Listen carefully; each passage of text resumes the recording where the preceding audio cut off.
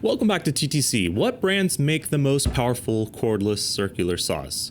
Like specifically, how do their numbers compare? Because they're not about to tell you and we want to know. So we're going to dyno test them for some numbers-based power comparisons, see if they can beat a traditional corded saw, measure their runtime, and in a sort of March Madness bracket-like fashion, pit the top from the 9 total ranked today against the rest of the 14 to 15 models our viewers have said could be number 1 in Sidewinder 7¼ inch saws in our final top saw video. And we're doing Sidewinder saws like this Ridgid up first because they're available in blade right and thus spin our dyno made from a BattleBots motor in its preferred direction, making everything happy and comparable in the numbers. Not that we don't want to eventually work out dynoing these two, because that would be fun. This Ridgid R8657B is their latest brushless line that took over from Octane and represents the first TTI made offering in this category on the channel. We're also eagerly awaiting the new 8 and 12 amp hour Ryobi packs to go on sale and test this model to its max as well. We like how compact this model is, especially with the 4 amp hour max output battery, kits include, but of course you can also pair this tool now with their new 8 amp hour 21700 cell max output pack. So we bought one for the occasion, which bumps this tool up to $288 as tested to see what we can get out of this, and it will sure help with that runtime coming up. At 10.6 pounds, it does put it towards the upper end in weight for saws in this category. Let's see if that weight is put to some good use. Up against the likes of Makita LXT and Metabo HPT in 36 volt, Hercules, and the Dad Saw, a classic 15 amp corded Makita. Up first is blade speed. Free speed is a cool stat to advertise. We just put some load on the tool here to see what that blade speed will be during some use, which might prove a more useful stat for you. So the Ridgid puts up about 4,760 RPM, so somewhere in the middle, basically normal. As for peak power with the 8 amp hour pack, that's something this latest model out of Ridgid can really crank out compared to the cordless competition on screen here, passing the 700s, passing the 800s, 830 watts, nearly getting up to where the 15 amp corded Makita Classic is. Very nice. Of course, the best deal money-wise looks to be the 4 amp hour kit of this tool, but that will come with a power downgrade, in this case being to 540 watts, a massive difference on this particular tool, so that pricey battery might just be required to make the most out of this one if you need it. But looking top so far. Okay, next, in just $2 more as tested at 290 is the Kobalt XTR with the new XTR Ultimate Output 8 amp hour battery we also picked up. We've had good luck in the past with XTR products, which are like higher performance Kobalt models, but these things usually come, for some reason, with a size penalty in the XTR line, and this saw is no exception. The XTR makes other 7¼ inch Sidewinders look like 6½ inch saws, especially with the 8 amp hour battery hanging off the end there, and then also especially at the motor, which is the size of a tree trunk. It's big. Which also tips the scales against this in the points with 11.6 pounds, the heaviest saw on the day, with the largest footprint as well. Let's see what it's got on tap. The Kobalt XTR spins up to, under the same load as the others, 4,920 RPM. So in most situations it will be a relatively quick cutter. But what happens when you lean on it and saws tend to be dragged down in RPM? Well, that's exactly what we do here, effectively pushing the saw to its max, lowering its blade speed, which then in turn requires more grunt to keep it up, which for this saw meets its end at 700 watts. Wasn't ever able to pile on 5 to 10 watts over that 700 mark with this one. Gotta say, I was expecting more for this model, carrying the XTR badging and not just blue Kobalt or second generation Kobalt. The upside, in my opinion, is that with just the 4 amp hour ultimate output battery, you can get 660, 670 watts out of this thing, which makes its size and weight less with the least amount of power loss between batteries of any saw we've tested. So if you own this saw, you can save the weight and money of buying the much larger battery and just switch out 4 amp hour packs as needed, which you might already own. Okay, and stepping things up to $329 as a kit, as tested, we have the DeWALT. Now I say the DeWALT, but they have more models than you can shake a stick at. Now don't worry, we'll start here and then just see how their others do against this one. Deal? and this is the Power Detect, their XR model found at Lowe's. And we chose this simply because the Power Detect drill did well for us versus their FlexVolt Advantage, so let's give this one a whirl. It comes in a kit with a 8 amp hour XR battery, which we'll happily use, but being an XR, you have some other options at hand. For example, the 6 amp hour XR, which historically has performed better than the 8 for us. And of course, their 5 amp hour power stack. That's another 20 volt battery a Power Detect owner might try, not having to worry about FlexVolty type preferences. So let's give it a whirl. Let's see what flavor of this tool is best to take on the others here, and for you to get the most out of it, really. In kitted form, the 8 amp hour Power Detect setup makes 4,620 RPM, not a ton. With the screws turned to it, it's able to generate up to 740 watts. The 6 amp hour, on the other hand, takes things up to 5,170 RPM. I swear the 8 amp hour we have is a legit DeWALT pack. It has Samsung 40Ts inside and everything. These tools just tend to like the 30Ts inside the 6 amp hour more, and in this case, that is up to 810 watts. Not to be outdone, the 5 amp hour power stack matches or just improves on this a bit with 5,180 RPM, and the number this tool ultimately puts up versus the others here, just barely besting that Ridgid, is 840 watts with the power stack on top. And given the price you can find this bare saw for, it's around the same price when paired with the power stack as the 8 amp hour, just obviously less runtime. So this is how things look thus far. One benefit of the DeWALT being cut depth, being rewarded here for that versus the others, but even pricier models to come with even better cut depth in this case with the new Hilti Neuron.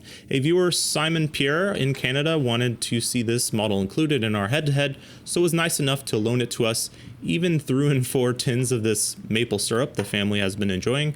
I swear they must stop packages over on the border to make sure they have maple syrup in them at this point. Anywho, the Hilti having a bit of a funky battery overhang situation going on here with their large and in-charge batteries. The tool does, however, pull off a 2 5/8 inch cut depth and 2 inch at 45 degrees, which is the best combined we've gotten our hands on. The rubber to nylon plastic body lines on these tools are just sort of seamless. Non-transformers like designs can in fact be pretty comfortable, as it turns out. At a price though, which worked out to be about 450 American dollars as tested. So let's see what it can do. For RPM, it's making 4,370 or so, the lowest on the day and the second lowest we've tested overall. Let's see if that means it's got enough torque to make up for that when pushed.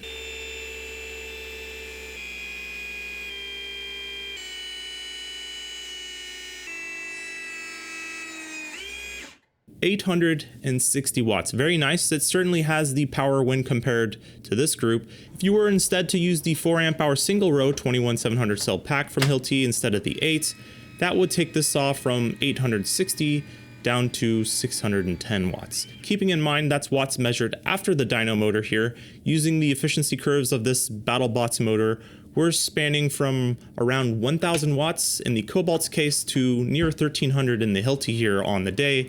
These are beasts. Now, speaking of beasts, historically, Makita's XGT line has pulled no punches. This is their GSH01Z, which goes for a similar price to the Hilti, surprisingly, $440 as tested, and it's a compact little package. Even the motor on the back looks like some Ridgid subcompact type sizing going on, which affords enough space for the battery to be mounted like this, which particularly with the 40 volt 2.5 amp hour here, which compares to a 5 amp hour, makes for a really compact and I'm assuming powerful saw, as their 2.5 amp hour historically is right around the power of a 4 amp hour battery, which compares to an 8 amp hour on most platforms. This also comes in at 9.5 pounds, making it the lightest saw that's going to be on this list. Good stuff. And well, for the price, you'd hope so too. Let's find out. As for speed, this thing is tops, outperforming its LXT/2 brother with about 5,350 RPM. With shortcuts, thin material, this is just going to eat through that type of stuff in a hurry. Let's see where it tops out. The XGT, and I think this is fitting as it's also a Makita, is the first saw to pass up the dad saw, the 15 amp corded model. Yes, passing up the 890 watt ceiling, which considering using the motor efficiency curve is around 1400 watts with that saw, is already pretty much maxing out what we can get out of a wall outlet. So the 910 watts here is quite good. Scratch that 960 from the 4 amp hour battery, that compares to an 8 amp hour. Yeah, this one's a bit of a beast, but also the loudest saw in the day at 93 decibels. Not that these measurements represent a large difference in the points, but how much quieter they are compared to the corded Makita is worth something here. The Kobalt being by far the quietest at 87, noticeably quieter that one is in person. The others here being around 92 decibels or so, which looks like this with only runtime to go. Being the main downside besides price over a corded saw, how long it runs and how much blade turning action representing board feet being cut at that time is a big deal, and one we're happy to be able to provide to you because boy can it vary in saws, because it's simply not something they need to advertise, so some more than others aren't even going to worry about doing this well. The first saw to go down under a 200 watt load when we're talking equal watt hours here after just 11.5 minutes is the Kobalt. Up to 14 minutes depending on the battery you choose, but on equal watt hour footing with the others here today, just 11.5 minutes and 57,000 revs. That's also the lowest we've tested in revs. We noticed the entire tool, like everything metal including the guard, got hot. Quite hot. The main bearing in the motor got hottest, but it's the only saw in testing that made the surrounding guard like actually hot. Strange and definitely not helping efficiency, we assume. The next to fall off were the XGT and Ridgid at 13 minutes and 14 minutes respectively. Both clocking the same revs in that time. The XGT is having a slight edge here actually due to RPM. And adding 2 minutes further on top of that, next is the DeWALT Power Detect using an equal 8 amp hour battery to those, 16 minutes total and more total revs of cutting for it. And lasting by far the longest is the Hilti Neuron, just about 18 minutes under load with equal watt hours and 74,000 revs. Not the fastest spinning saw, but it still amassed the most amount of spinny action by just running longer and not tapering off heavily. It's just being a more efficient tool here. And that boils down to this. 14 minutes is multiplied by 5 for 70 here and 63 points for the 63,000 revolutions under load here. Then 57.5 and 57 for the Kobalt. Again, a bit of a letdown on this one. It was the largest, heaviest, least power, today at least, and least runtime and amount of cutting done. 80 and 67 for the Power Detect DeWALT, 90 and 72 for the Hilti, and 65 and 64 for the XGT. As a function of price, really none of these are all that cheap when using the batteries they do best with. That's 90.6, 75.6, 86.4, 65.8, and 69.3. These things getting the brunt of the bruising here because, well, they're expensive. Totaling 612, 514, 655, 658, and 678.8, putting the XGT Makita in first, closely followed by the Hilti and DeWALT. Or depending on how you want to see things, putting the DeWALT and Hilti in first among 18 to 24 volt models and the XGT in first among the 36 volt plus range. Though it has some tough competition coming up suggested by our viewers, this kit coming with their usually non-wowing 8 amp hour equivalent instead of their 10 amp hour equivalent is going to put it on the back foot against the likes of Flex with their stacked lithium, the Milwaukee and how that's kitted, and the remainder of the DeWalt's, including some 60 volt action. The XGT though, being the smallest and lightest out of all of those and most powerful on the day, gotta hand it to Makita for a job well done here. I'd probably get the rear handle of the same tool given the prices I've seen between these two at times, simply because $440 for a saw kit is a bit silly in my opinion. But that's where my opinions stop. Join us next time in our roundup as we see who does make the most powerful circ saw.